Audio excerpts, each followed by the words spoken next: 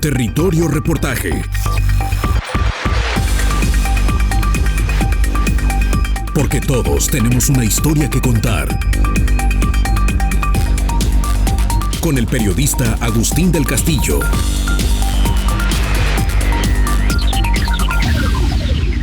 El presidente Luis Echeverría Álvarez tuvo en su escritorio el decreto de Parque Nacional de la Primavera desde los meses finales de 1975, pero nunca lo firmó. Los empresarios de las colindancias habían logrado excluir hasta 10,000 hectáreas, fuera para desarrollos inmobiliarios, a la postre altamente exitosos y con altos márgenes de utilidad, pues la vecindad con un área natural protegida les dio un valor de marca, lo que sin embargo poco ha servido a favor de la propia zona protegida, o fuera para explotaciones mineras que a futuro generaron una presión que aún hoy no se acaba para el bosque. Los bancos de material geológico, una verdadera minería a cielo abierto que alimenta la expansión urbana de la ciudad. Pero la suerte de los dueños de grandes predios al interior del polígono se podría calificar de ambigua. Para don Vicente Arregui, uno de los propietarios que adquirió en esos años y se sumó a la asociación que pugnaba por evitar la expropiación de las tierras forestales, la clave fue el enfrentamiento entre los empresarios inmobiliarios tradicionales, amparados por políticos jaliscienses de viejo cuño, y el emergente poder de la familia Zuno, los cuñados del presidente de la República, tras décadas de eclipsamiento desde la polémica destitución como gobernador del patriarca de la familia, José Guadalupe Zuno Hernández, un político obregonista en los agitados años 20. La postura respaldada por Zuno, por la Universidad de Guadalajara y por diversos organismos civiles era un parque nacional y la expropiación total del bosque. La de la asociación que encabezaban DIP y su representante legal, Cástulo Romero Valencia, era oponerse a ese decreto, bajo la lógica de que era posible un aprovechamiento racional del patrimonio natural. Movían intereses y dinero, sin duda, y había una capacidad de histrionismo a la que Jorge DIP siempre le sacó provecho. Por ejemplo, recuerda a don Vicente, entrevistado en 2018 y fallecido en 2020, que en una de sus giras por Jalisco, DIP Murat se tiró en el piso al paso del camión del presidente y logró una entrevista con el mandatario. Luego optó por internacionalizar el conflicto. Echeverría andaba por Egipto y que se reúne la asociación que él encabezaba y que se van a Egipto a entrevistarlo. La cosa era ir hasta allá para hacerse notar y hacerle saber la gravedad del asunto, destaca Arregui. ¿Usted fue como representante con la comisión?, le preguntó el reportero. No, yo me enfermé y no fui, y en mi lugar fue un ingeniero que acaba de fallecer, Octavio Velasco, el que hizo el parque metropolitano. Naturalmente supe lo que sucedió. El presidente estaba en Alejandría y llegaron al palacio en que estaba hospedado, Ras el Tin, en la orilla mediterránea del puerto fundado por Alejandro Magno a finales del siglo IV a.C.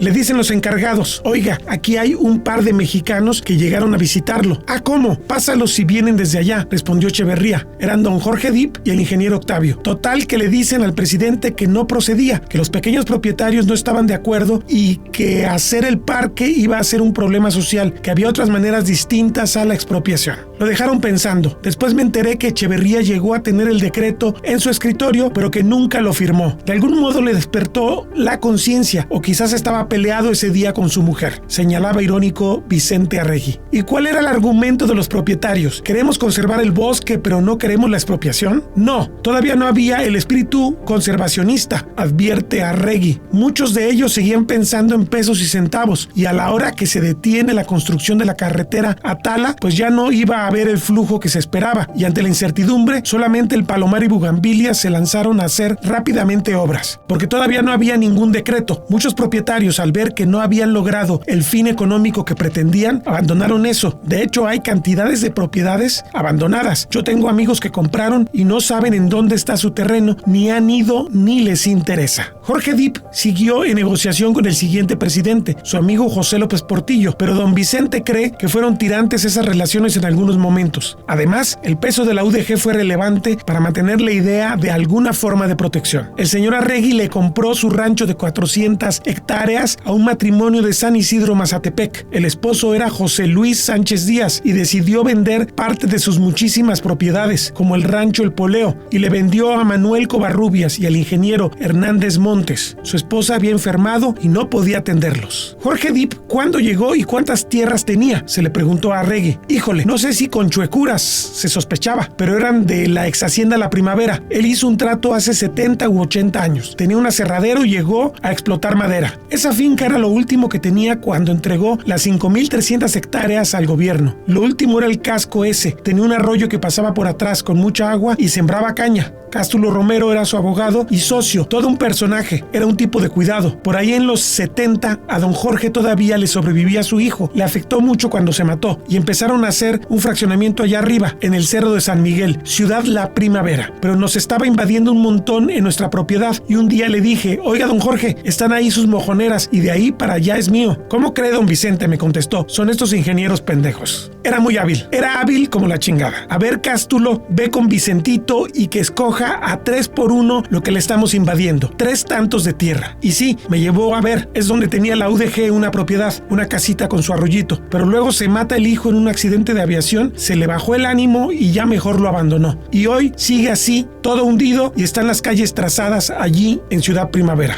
¿Ya no hizo la lucha con López Portillo para poder sacarlo adelante? No, ya no. Era un proyecto muy soñador. ¿Cómo vas a meter 500,000 de personas? Ahí la bronca siempre es el agua. Todavía le sufrimos. Yo estoy a la mitad del tiempo en el rancho y los meses secos hay que acarrear el agua. Es que llueve y se absorbe. Es un suelo poroso. Absorbe todo. El agua es un problema y si se mezcla con sequía y con actividades humanas con fuego, provoca incendios, como no se vivían en esos años idílicos en que la ciudad estaba lejana. Esto señala del presente el experto en incendios y bosques por la UDG y autor del programa de manejo de fuego de la primavera, Enrique Jardel Peláez.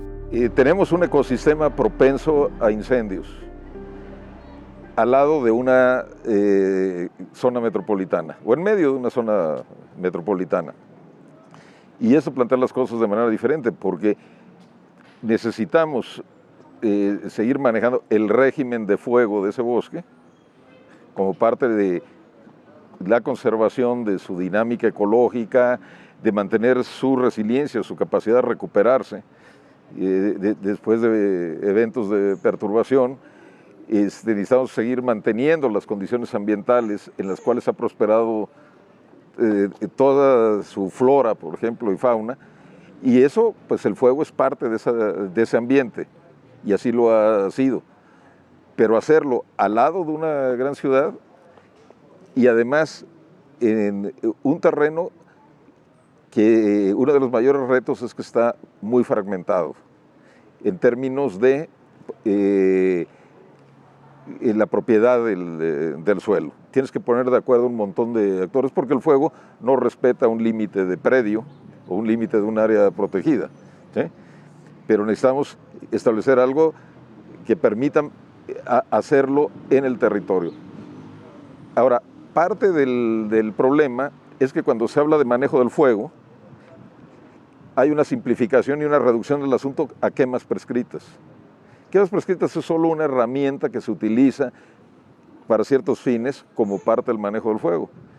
Al igual, utilizamos la exclusión de fuego, es parte del manejo del fuego. Es decir, esta área no se debe de quemar, hay que protegerla, ¿sí? O esta área se tiene que quemar bajo estas condiciones.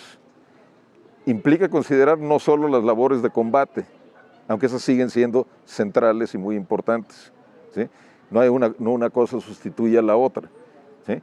Y necesitas tener capacidad operativa para combate, sobre todo cuando estás rodeado de la ciudad y de campos de cultivo, donde se originan la mayor parte de los incendios. Entonces tienes que tener capacidad operativa. Tienes que pensar en términos de qué haces con las áreas que ya se quemaron, ¿sí? Y si se quemaron dentro de las condiciones de lo que ha sido su régimen histórico de incendios, y entonces son los sitios donde te encuentras la regeneración natural que incluye no solo los árboles, sino lo más valioso y lo más interesante desde el punto de vista biológico de la primavera, y es la diversidad de plantas que hay en ese lugar. Y las plantas son la base de las redes tróficas y mantienen la diversidad de todo lo demás, ¿sí? Y cuando comparas la diversidad florística de la primavera, que es curiosamente algo que la gente poco valora, ¿sí? Pues te encuentras que en un área relativamente pequeña, ¿sí? Tienes, están discutiendo todavía sobre la lista, pero tienes una flora equivalente a, por usar una comparación, a casi la flora de Inglaterra, que es de las mejor estudiadas. ¿Sí? Más o menos de ese tamaño. Un país ¿sí? de, ¿qué? 250,000 kilómetros cuadrados contra un área de 30,000 hectáreas. De 30,000 hectáreas. Entonces, es impresionante. Te encuentras orquídeas terrestres, te encuentras un montón de plantas con flores, con adaptaciones a vivir en ese ambiente de fuego. Y dices, bueno, eso hay que entenderlo, eso depende de la dinámica de fuego, que esté regenerando y que se esté manteniendo esa diversidad florística. Cuando llega a cerrarse el dosel de los árboles, pues ya limitan la entrada de luz, se acumula hojarasca, disminuye la riqueza florística en los rodales más densos, pero también aumenta el peligro de incendios. Luis Echeverría Álvarez se casó con Esther Zuno Arce y los hermanos José Guadalupe, Rubén, Álvaro y Andrés salieron a las ligas mayores de la política local una vez que Echeverría asumió como presidente de la República. El mismo patriarca hizo personal el empuje del decreto. Coincide el arquitecto Fernando González Gortázar, quien aunque era hijo de Jesús González Gallo, y su hermano, el líder parvifundista y futuro senador Jesús, apodado El Chacho, tenía ostentosos enfrentamientos con los Zuno Arce, no tuvo obstáculos para hacer una relación personal con el viejo promotor del centro bohemio, famoso por sus discrepancias con el arzobispo Orozco y Jiménez y en general por su enfrentamiento a los católicos tapatíos que 20 años después vieron en González Gallo un aliado de sus causas. Yo me empecé a involucrar en la primavera cuando aún estaba en vida don José Guadalupe, cuando empezó a escribir de crear el área protegida en tiempos de su yerno. Yo tenía muy buena relación con el viejito Zuno y la impresión en mi familia era que don Guadalupe aborrecía y era enemigo acérrimo de mi padre. Los nietos, los hijos, siguen creyendo lo mismo, que éramos enemigos mortales, y es una mentira completa. Cuando mi papá terminó su gubernatura, yo era muy chiquillo. Se publicó un libro muy pequeño que se llama Realizaciones de un Gobierno, en la que se repasaba lo que había hecho mi papá, y en ese libro hay varios textos escritos por don Guadalupe Zuno. Don Guadalupe y mi papá se entrevistaban, platicaban, cuando se creó una cosa rara que se llama Instituto Jalisciense de las Bellas Artes. Fue ese acercamiento el que le dio a González Gortázar la percepción clara sobre los valores y las fragilidades de la primavera y lo convenció de que su futuro debía ser el de una zona protegida. Cuando finalmente en 1980 el presidente José López Portillo emitió el decreto, no fue un parque nacional y no sería expropiado, lo que significó una victoria para el movimiento empresarial que encabezaba Jorge Dip. Pero fue una victoria pírrica. La zona de protección forestal y refugio de fauna silvestre era un verdadero impedimento a los grandes proyectos inmobiliarios que los terratenientes habían añorado. En cuanto a la lucha por la conservación, tampoco las trajo todas consigo. Todo el cordón de tierras boscosas de las orillas fue excluido. Los dueños de esas posesiones fueron los verdaderos ganadores, porque lograron fincar proyectos de vivienda para las clases más pudientes de la ciudad con la aquietadora mercadotecnia verde. ¿Qué era más ecológico que vivir al lado del bosque? Allí comenzó una lucha que no ha terminado 43 años después, la de crear un área de amortiguamiento, justo lo que canceló el decreto cercenado y la que ahora provoca los mayores problemas a la conservación de la primavera.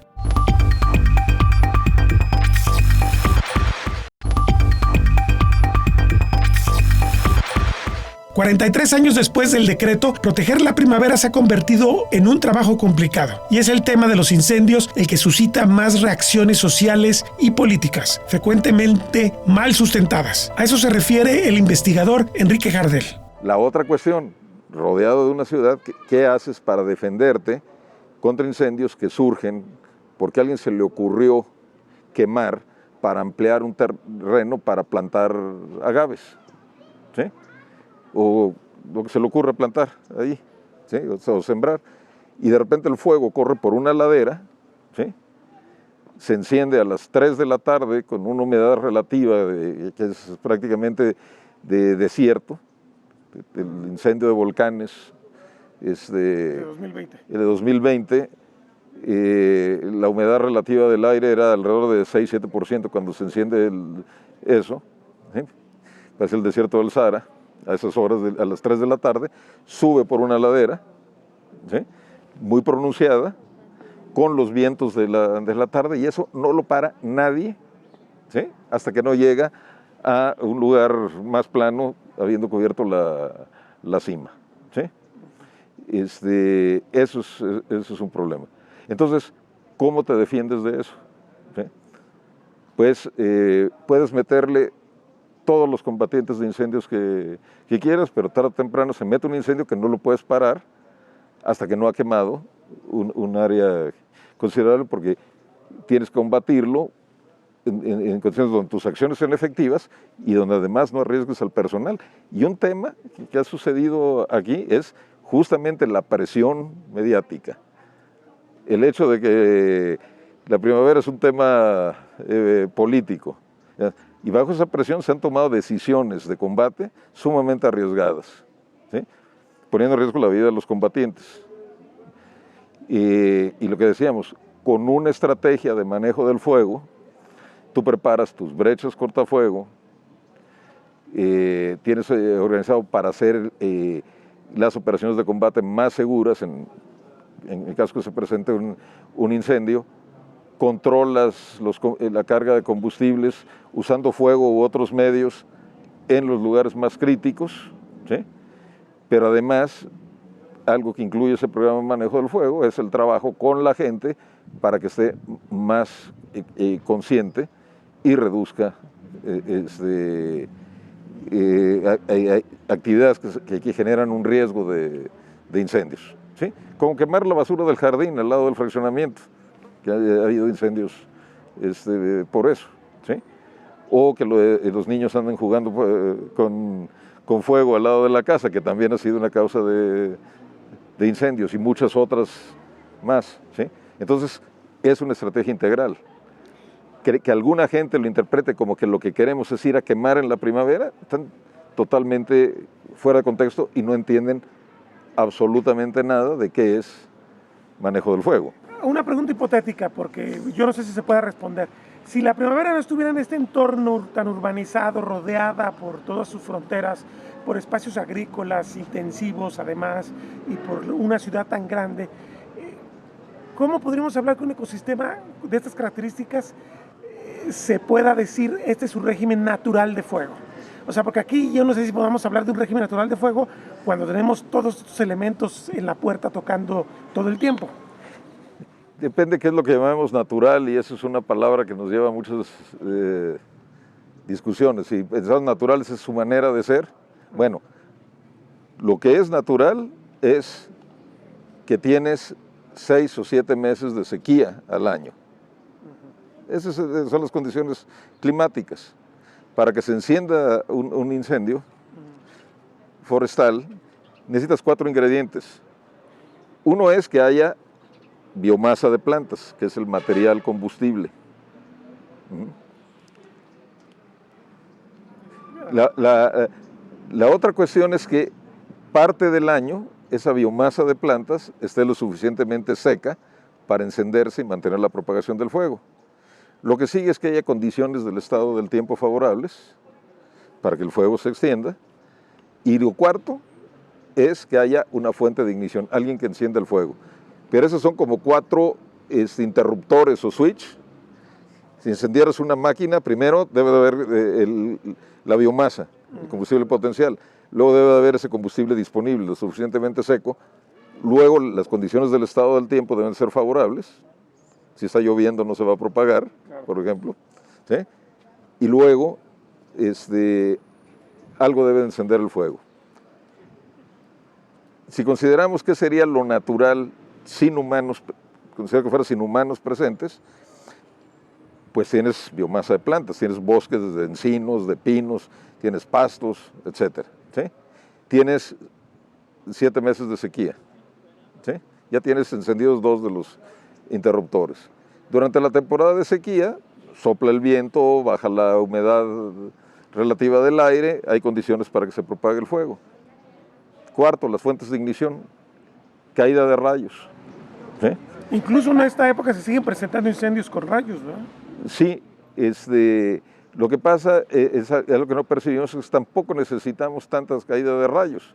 Un solo punto de ignición en unos centímetros cuadrados es el origen de un incendio que puede abarcar cientos o miles de hectáreas. Los humanos aprendieron a usar el fuego justo al evolucionar en ambientes propicios. Pero hay que comprender que los incendios son síntoma, no causa, de los problemas del bosque. Justamente los humanos, viviendo en ambientes propensos a incendios, es que aprendieron cosas como Si eso se enciende cuando cae un rayo, me pone en peligro si yo vivo en medio de el bosque o la pradera que se incendia. Entonces, la gente aprendió a utilizar el fuego y antes de que caiga el rayo, quemo, ¿sí? Y le quito el combustible al rayo.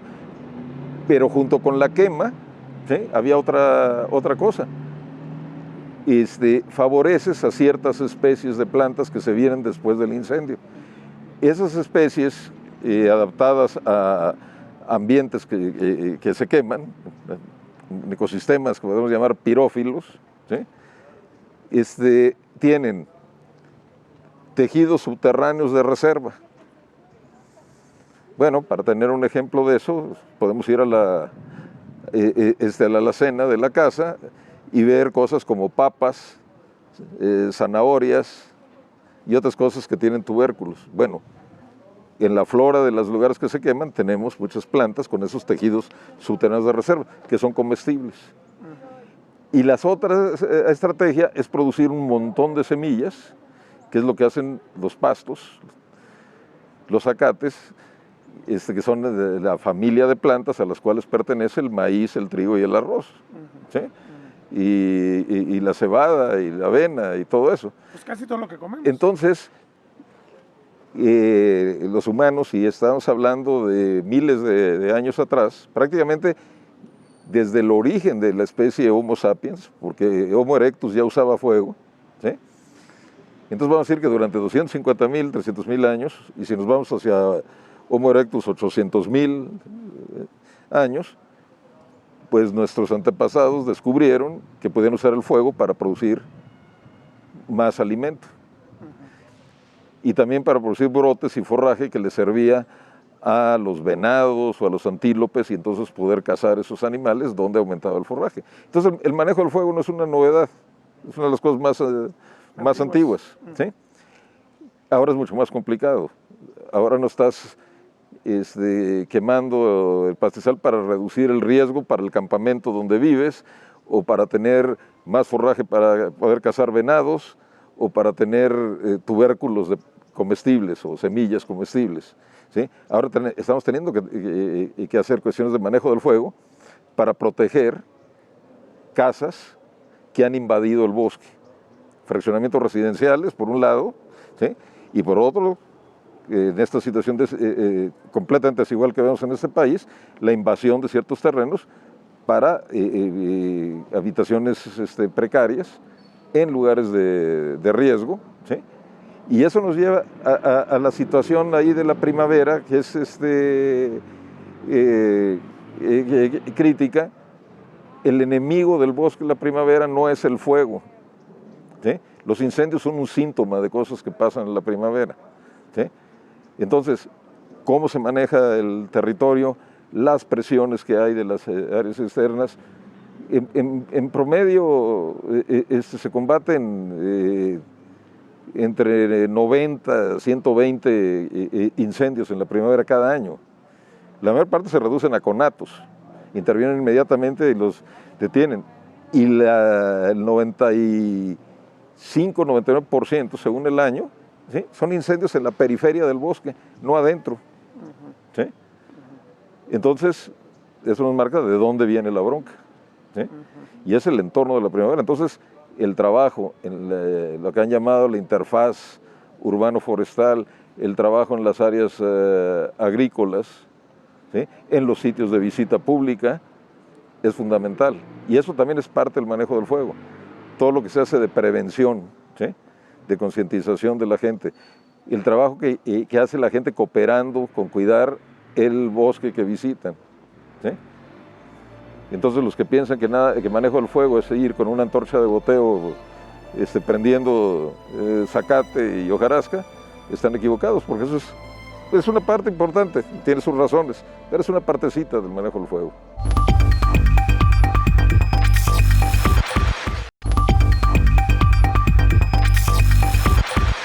Hay por eso que aprender de la naturaleza. El camino al infierno suele estar empedrado de buenas intenciones. Y con la primavera aplica, advierte Jardel Peláez. Cuando la gente llega con un pino creado en vivero, a veces de especies exóticas, al bosque, ¿sí?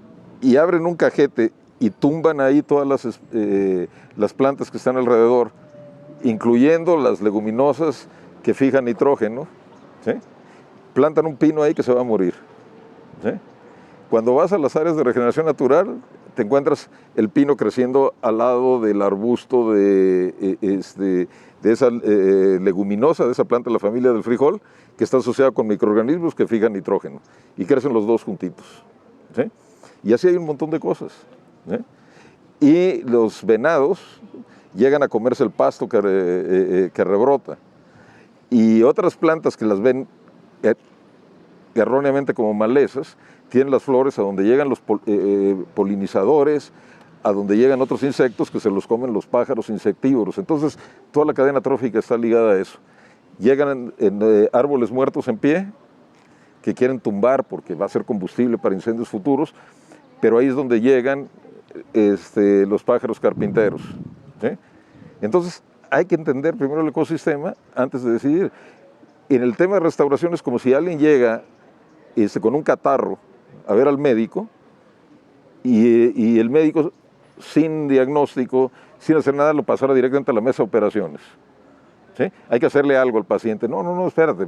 Primero haces el diagnóstico y luego ves qué haces con el paciente, ¿sí? Y si se va a componer con una pastillita que le quite los síntomas del catarro, o si realmente necesita ir a la mesa de operaciones. Pero el médico primero ve cómo está el paciente. Digamos, aquí, ¿sí? Se quemó, hay que restaurarlo, hay que inventarse cosas raras, incluso vamos a sembrar desde el aire con una avioneta, y fueron a ver qué diablos pasa en el terreno, ¿sí? Entonces, antes de actuar, hay que entender las cosas que uno quiere ayudar a resolver para no empeorarlas. Porque la cultura urbana como que nos lleva a pensar que debemos manejar eso como si fuera un jardín, ¿no? Y no un bosque natural. Entonces, de repente, eso de que siembras un pino y quieres quitarle todo lo que está alrededor para que crezca bien, lo terminas perjudicando. Mira, ojalá que la gente pensara con la lógica de un buen jardinero, ¿sí? Porque un buen jardinero se adapta a las condiciones del terreno, cuida el lugar, lo está observando y entiende lo que está haciendo, ¿sí? Y aquí es una lógica de comando y control, ¿sí? Queremos hacer algo en algo que no conocemos, que no entendemos. Entonces, lo primero sería, hay que entender ese bosque, por qué es diferente de otros bosques, y si estuviéramos en otra situación, en otras condiciones ecológicas, lo mismo, habría que entenderlo, ¿sí? Cada lugar es diferente. Claro. Y el manejo del fuego, pues se diseña considerando el contexto del lugar, porque las recetas, en este caso, hacen muy mal la cocina. Llegamos así a una tercera cronología sobre la primavera. 1995. Se firma el acuerdo de coordinación Semarnat, Gobierno del Estado, para transferir la administración del área natural protegida. La Comisión Federal de Electricidad suspende sus trabajos en el campo geotérmico de manera oficial. Se suspende también la explotación de material geológico al interior del bosque. 1996. Se constituye el Comité Técnico para la Administración del Bosque La Primavera y se nombra al primer director del área protegida. 1998, incendio en Planillas. La zona del Espinazo del Diablo afecta a más de 3.500 hectáreas y urge ampliar inversiones en infraestructura. Comienza la rehabilitación de una red de caminos y torres. 1999, comienza la delimitación física de los vértices del polígono del área natural protegida. 2000, se crea Fomento y Protección del Bosque La Primavera AC en apoyo a las gestiones de los recursos. Se inscribe el decreto del área protegida en el registro público de la propiedad con 20 años de atraso. 2001, tras consultas públicas, se publica oficialmente el programa de manejo del bosque. 2002, se expropia de forma concertada el predio Agua Brava para la instalación del centro de operaciones del área. Casi 700 hectáreas por alrededor de 19 millones de pesos. 2005, el incendio más devastador de que se tenga registro pasa por más de 11,000 hectáreas y provoca una contingencia ambiental memorable en Guadalajara. 2006, la primavera es incluida en la red de reservas de la biosfera del programa El Hombre y la Biosfera de la UNESCO. 2007, el ejido Santa Ana Tepetitlán gana en primera instancia un amparo para excluir casi 600 hectáreas del área protegida. 2009, inicia el centro de atención a visitantes en Agua Brava. Se instala la caseta. Hay evidencias de fototrampeo del regreso del Puma con color. Santa Ana Tepetitlán gana amparo en el colegiado. Comienza la invasión urbana al bosque desde ese polígono. 2012, incendio devastador sobre casi 8,000 hectáreas. Replantea la necesidad de mejorar la conservación del bosque. 2014, se formaliza el organismo público descentralizado, pese a la oposición de muchos propietarios y ejidatarios. El amparo contra el decreto que ganó el ejido Santa Ana Tepetitlán representa el peor momento para la protección de la primavera desde 1980. Hoy, su ladera boscosa es invadida silenciosamente por personas de escasos recursos, y no se trata de un movimiento totalmente arbitrario. Hay ganadores en este caos. Que caímos aquí, llevamos 10 años. ¿Cómo fue que llegaron aquí? Pues como caidistas. Sí, pero ya ahora ya estamos arreglando todo. O sea que ya arreglamos, ya estamos pagando ahora. Ya cada quien tiene su lote y estamos en regla ya. Ya no estamos como caidistas, ya somos dueños ya. Ahí arreglamos con el dueño y ya. Pues ahí la llevamos poco a poco. ¿Quién es el dueño? Don ¿cómo se llama? ¿Pero qué es, un ejidatario? Un ejidatario. Un ejidatario. Ahora, de cómo llegaron ahora, ¿cómo está la situación en cuanto a la forma de vida? Supongo que cuando llegaron no había nada, ningún servicio ni nada. No, nada, era monte todo. Estaba tirado la tierra nomás. Y pues llegamos y empezamos así, como caidistas, ¿no? Casitas, sí. Y ya, pues ahora ya como bolsa ya somos dueños ahorita, ya cada quien tiene su lote. Y ya, pues ya ahí vamos. Claro que pues no hay servicio ahorita, como ve. La luz lo traemos desde allá abajo, lo estamos robando, como dicen. Sí, pero no tenemos de otra. Pero ya que nos pongan el servicio, pues ya pagamos. ¿Y el agua? Y el agua también lo traemos con pipas. Solo así nos mantenemos con pipas. Sí. ¿Y qué hace con la basura? La quemamos. ¿No sube acá un camión? No sube. No sube, por estar el basurero y otros vienen a tirar. Solo la quemamos, pero los que vienen de allá abajo vienen a tirarlo acá. Ve cómo está aquí abajo. Allá donde subieron ahorita. Sí, cómo está el basurero. Por eso. Supongo que no hay una autoridad que ponga control en todas estas cosas. No hay. Hay, pero para otras cosas, pero para que haya un control no se ve nada. Digo, yo llevo 10 años acá y no se ve nada. ¿Y cómo está el tema de la seguridad? Pues está tranquilo, aquí no hay nada. Hasta ahorita estaba todo bien. No hay robos, no hay asaltos, no hay nada. No, todo está tranquilo aquí. Es lo bueno ahorita que tiene aquí. La noche duermen muy a gusto, ¿no? Pero todo oscuras, ¿verdad? No, tenemos luz. Ah, ¿sí tienen luz en la calle? Sí, aunque en las casas pertenecemos. Okay. No, estábamos oscuras hace 5 años, estábamos oscuros. Y es población, supongo, de todas las edades. Ustedes son adultos, pero deben haber muchachos también. Ah, sí. Sí, pues ya hoy se fueron a la escuela unos, otros apenas se van a ir y así. ¿Y la escuela qué tan lejos queda de aquí? Hasta allá abajo. Uno está por aquí, un tal 101, otro está por acá, por tal la iglesia de Dos Corazones, por ahí está otra escuela. Sí, está lejitos. Y por ejemplo, usted tiene su tienda, vive de la tienda, supongo. Pues sí, hay lo poquito que me van a dar mis hijos también. Pero por ejemplo, la gente que tiene que trabajar, ¿cómo se va de aquí para ir al trabajo? Hay combis allá abajo. Aquí se va caminando, pero ya allá abajo ya hay combis ahora, gracias a Dios. Ya. ¿Las mototaxis no suben hasta acá? Pues suben, pero cobran bien caro. ¿Cuánto cobran? No, por ejemplo, si vienen hasta acá, pues son como 100, 150, depende cómo se deje uno. ¿Y dónde lo toma para que cobre 150? Hasta por periférico lo puede tomar, pero son 150, sí. Supongo que la mayoría de la gente que vive aquí tiene que trabajar allá abajo. Ah, sí, todos se van. Todos se van a trabajar. Así es. Pues aquí no hay trabajo todavía. Claro. Pero a veces buscamos dónde vivir, dónde descansar. Pues después del trabajo buscamos dónde venir a descansar un rato. Sí, pues yo también andaba trabajando, pero ahora que se murió mi esposa, pues ya me quedé solo. Tengo que cuidar acá. Y me dice que ya están comprando aquí. ¿Ya les dieron un título de propiedad o todavía no se los dan? Hoy no, vamos pagando poco a poco. Nos va dando un recibo nomás. ¿Cuánto están pagando? Pues 1,000 pesos por cada lote. ¿Cada cuánto? cada mes. ¿Y a cuántos años? Pues como 3 años. Pues sí, es como una renta. Nomás que pues, ya terminan de pagar, ya nos va a dar, así quedamos, nos va a dar el título de propiedad. Vamos a ver si es cierto, porque de repente prometen y no pasa nada. Bueno, que nos ceden el derecho, cuando menos ya, con ese. Bueno, así está aquí. No ceden el derecho, ya con ese, ya donde quiera, pues ya es uno dueño, ¿verdad? Pues sí, yo digo que sí, porque vamos bien. Vamos bien. Cada vez que vamos pagando nos dan un recibo. Oye, aquí están viviendo prácticamente a la entrada del Bosque La Primavera. ¿Qué significa en términos de repente la gente dice que en estas áreas periféricas como que gente usa el fuego y provoca incendios o lleva a meter basura al bosque? ¿Qué es lo que ven ustedes aquí? Sí, donde quiera. Ya ve que donde quiera, cada rato se quema. No, pues aquí de hecho andamos cuidando también que nadie ponga lumbre, todo eso, que haga fuego, porque si no va a apagarlo. No, pues eso, aquí hasta ahorita no se ha quemado. Se ha quemado por allá en las orillas, pero aquí no. Y extraños que suben hacia el bosque por aquí, ¿no ven de repente gente que es rara por aquí? No. Suben por allá, por aquí no. A otros solo les encargan construir una finca más o menos sólida. Tenemos un aproximado como de 1 mes y medio más o menos hasta ahorita, ¿verdad?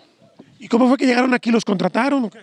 Sí, pues fue por medio de un familiar que nos contrató para construirle su casa y a base de eso fue que andamos por acá, pues. Ahora, ¿qué tan difícil es estar tan alejado? Supongo que para traer el material debe ser también un problema, ¿no? Porque no es tan fácil que suban acá los vehículos. Sí, pues más que nada por las condiciones de las calles y pues, también es un poco difícil acá por el medio de transporte, porque pues no tenemos ruta que sube hasta acá arriba, ¿verdad? Hay que batallarle igual como lo comentaba con los del material. Hay que acarrearlo caminando desde 2-3 cuadras abajo, ¿verdad?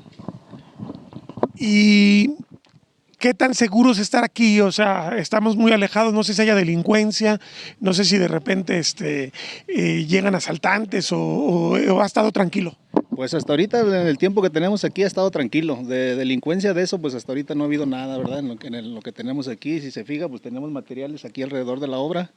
Y hasta ahorita pues no hemos tenido ningún tipo de molestia. Se ha escuchado con vecinos que se roban el cable de la luz porque pues arrastramos el cable desde casi 1 kilómetro para poder tener un poco de luz, porque pues también no tenemos completamente lo que es luz bien, pues, ¿verdad? Nomás para un foco en la noche, para el velador. Así es. Entonces ustedes llegan en la mañana y se van en la tarde. Sí, llegamos aquí 7:30 de la mañana. Estamos hasta aquí como hasta las 8 de la noche que llega el velador, ya nos retiramos y al siguiente día igual, 7:30 de la mañana, igual hasta las 8. ¿Y hasta dónde van, hasta dónde viven, a dónde hay que bajar para ir a dormir? Pues hay que ir, pues ahora sí que a la casa, ¿verdad? Yo vivo en Tlajomulco, entonces es un recorrido como de 2 horas de trayecto, pues, más o menos. Lo que hay que madrugarle un poco, 5 de la mañana venimos en camino para llegar aquí 7:30 más o menos. ¿Para subir ese último tramo hay que subir caminando o se vienen en mototaxis o cómo le hacen? Pues de periférico hay ruta de camión hacia aquí, lo que viene siendo, me parece, Lomas de la Primavera. La ruta es del 101 y hay transporte también de motitos, de las mototaxis, pero nos dejan como a 2 kilómetros de aquí. Entonces, ¿no se salvan de caminar? No, pues son el diario de 30 minutos de caminar. Aparte de todo lo que tienen que moverse en camión. Exactamente. Okay. Y no tienen ningún servicio aquí, ¿verdad? Hasta ahorita no, pues ni de proveedores, se puede decir como los de vendedores de agua y eso, no, tenemos que bajar también como unas 5 o 6 cuadras para poder ir por un garrafón de agua. Pero entonces, cuando esta casa esté terminada, ¿cómo se va a abastecer de agua? Por medio de pipas vamos a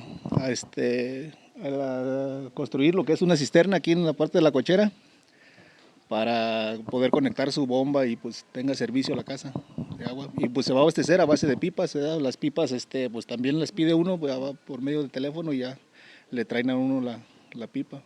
Pues todo va a ser comprado pues, porque como decía, servicios ahorita no hay ninguno, ni de alcantarillados, ni de luz, ni de agua.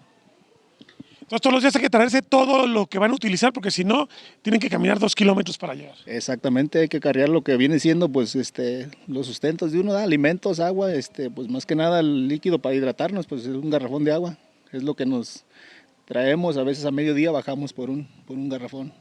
Me dice que tienen mes y medio construyendo aquí. Sí, es un aproximado de lo que tenemos más o menos. Entonces son compradores nuevos, digamos. Sí, de hecho, pues me comentaban aquí las personas, vecinos que vinieron el sábado a medir sus terrenos y eso, pues no son muy caros, por eso la gente pues se anima y se arriesga a comprar por acá, ¿verdad?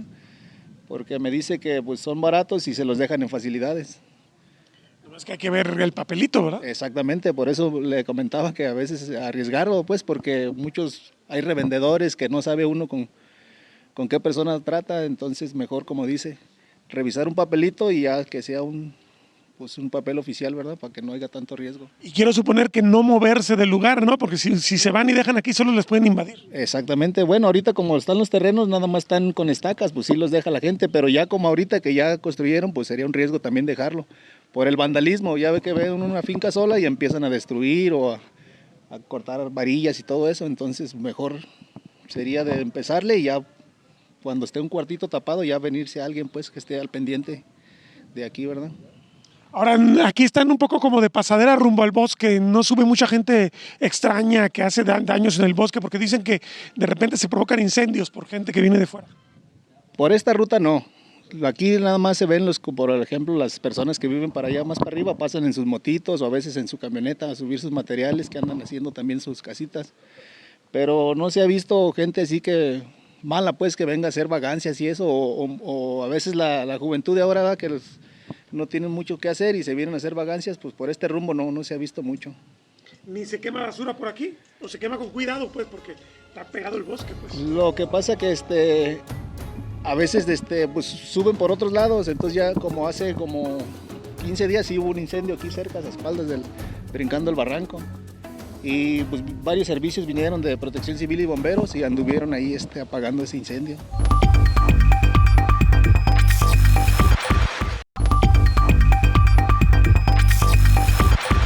Santa Ana Tepetitlán, en Zapopan, es el reino del caos desde finales de los años 80 del siglo XX, cuando la expansión urbana comenzó a ocupar tierras de cultivo y mafias de tierras ejidales comenzaron un largo despojo, frecuentemente respaldadas en autoridades del Ayuntamiento de Zapopan, de la Comisión de la Regularización de la Tenencia de la Tierra y de la Secretaría de la Reforma Agraria, hoy extinta. La invasión al bosque es el último capítulo y no parece tener fin, señala Benjamín Rivera Rodríguez, un disidente de la comunidad agraria, grupo minoritario que ha buscado frenar la especulación desde los juzgados en una lucha francamente desigual. Lo que estamos viendo aquí son invasiones que han persistido durante varios años, más de 25 años ya le calculo, en donde primeramente empiezan con unos cartoncitos, unos plastiquitos y ya posteriormente vienen edificando las viviendas. Ahorita en este tiempo de crisis y que están los materiales muy elevados, cuando menos construir una finquita regular deben invertirle alrededor de $500,000 de pesos. No lo van a hacer así de rápido, ¿verdad? Pero sí, poco a poco y con ayuda de los familiares logran reunir ese capital y siguen edificando hasta lograr el objetivo que es vivir supuestamente cómodamente, pero que nunca van a tener los servicios que ellos desean por la dificultad que tiene el bosque de la primavera. Y además hay un riesgo alto, ¿no? Bastante. Aparte de que es una zona volcánica toda esta parte, pues las temporadas de lluvia o de incendios siempre vienen a provocar daños, tanto en la salud como en la economía para todos los habitantes de esta zona. ¿Cómo empezó esto? ¿Cómo empezó esto es parte del ejido Santa Ana Tepetitlán? ¿Cómo fue que a alguien se le ocurrió empezar a vender aquí, siendo que se supone que no se puede vender un bosque? Nosotros hemos comprobado ante diferentes instancias, principalmente ante los juzgados de distrito y en materia administrativa, que la casa ejidal la han venido utilizando como casa inmobiliaria para las ventas de terrenos. Nosotros hemos señalado que desde hace muchísimos años la casa ejidal fue secuestrada, pero principalmente la personalidad jurídica del ejido está está con los intereses, pero de funcionarios públicos. O sea, aquí el atraco ha sido institucional durante muchísimos años. Podemos mencionar que tenemos reportes en donde un delegado de la Procuraduría Agraria pasó al registro agrario y de ahí posteriormente pasó a ser regidores y vienen haciendo las negociaciones que ellos creen pertinentes, pero para acumular dinero. Digamos que están enajenando bienes ajenos, bienes del ejido, a favor de ellos un grupo de políticos. Así es, durante muchos años esto así se ha manejado y si no, pueden preguntar en algunos juzgados en donde hemos señalado que hasta una secretaria que nada más escribía en una oficina y recibía llamadas de teléfono, llegó a recibir hasta millones de pesos que nunca se pueden justificar. Entonces, con más razón, la función pública fue utilizada para eso, para el negocio. Y las invasiones fueron provocadas por estas mismas instituciones. Porque a toda costa hay que borrar el ejido y para que no haya ningún habitante que quiera hacer reclamos, pues hay que anularle sus derechos. ¿Qué quiero decir con esto? Bueno, que en el Registro Agrario Nacional, cuando un ejidatario va y solicita su constancia de vigencia de derechos, se topa con que no se le asigna parcela alguna, sino únicamente el fondo común del 0001.1. que quiere decir, en pocas palabras, que es la fosa común, porque nunca van a dar con ese fondo común dentro de su ejido. Ahora, este que se llama Potrero Las Lomas es tierra de uso común, o sea, es de todos los ejidatarios, se supone. Se supone que es de todos, pero nadie sabe en qué lugar le tocaría. Y aparte, pues, con ese 00.01%, pues no existe. Ni hay manera de cómo saber exactamente dónde le tocaría a cada uno de los ejidatarios. Y yo le nombro fosa común porque ya varios ejidatarios ya fallecieron y nunca supieron en qué lugar les tocó. Ahora, esto es municipio de Zapopan, se supone que la autoridad municipal está obligada a llevar servicios a los asentamientos humanos. ¿Qué está pasando aquí? ¿Cuál es el papel que está jugando Zapopan? Los principales responsables de esta invasión siempre ha sido el Ayuntamiento de Zapopan.